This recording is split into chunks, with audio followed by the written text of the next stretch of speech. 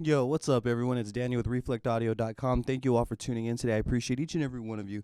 Today, I want to go ahead and elaborate a little bit more and touch base on how artists pick their beats. Now, the other day, during this quarantine that we're all experiencing, I happened to come across one of Tory Lanez live where he was actually in the studio creating music.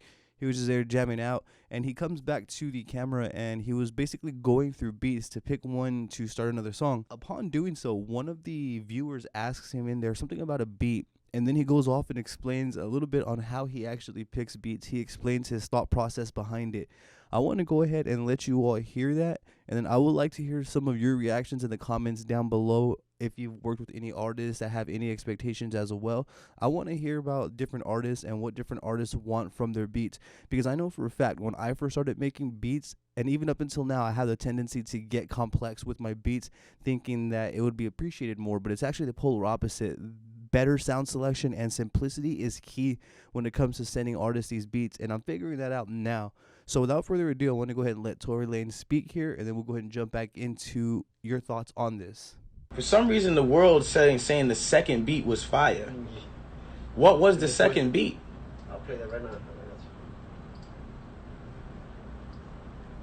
That's the one you said it was in. Nah, see, Amina J. The thing about me and like listening to beats is like, if it doesn't hit me right then and there, it's like I can't sit there and take mad time listening to it. It's like it doesn't. If it doesn't, in that moment, it's like it's like you only got like 5-10 seconds as a viewer who doesn't want to listen to. Like, yeah, think about it. Random person probably just who doesn't want to hear me doesn't want to hear me. So you got to catch them off the beat by the beginning. You get what I'm saying? So like that's why when I don't hear it in the first 5-10 seconds, I'm like, nah, switch. You know what I'm saying? Like, Right? what is this? This is the hold on. Yeah, let me hear. Hold on, let me right quick. So there you all have it. There's Tory Lanez speaking from himself on how he picks beats. Now, what I am very interested in is if you worked with any artists that gave you any certain expectations or standards on how they pick beats, drop them in the comments down below. Maybe you can go ahead and shed some light for someone else. I know that keeping beats simple is kind of hard for a lot of us, so I think that this would shed a lot of light and help us keep our beats simple. Yet again, if you have any questions, by all means, please feel free to drop them in the comments down below. Also, drop some comments on what you've experienced with artists. I'm very, very curious, as I stated.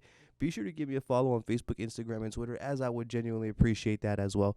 Thank you all for tuning in this long. Y'all have a great day.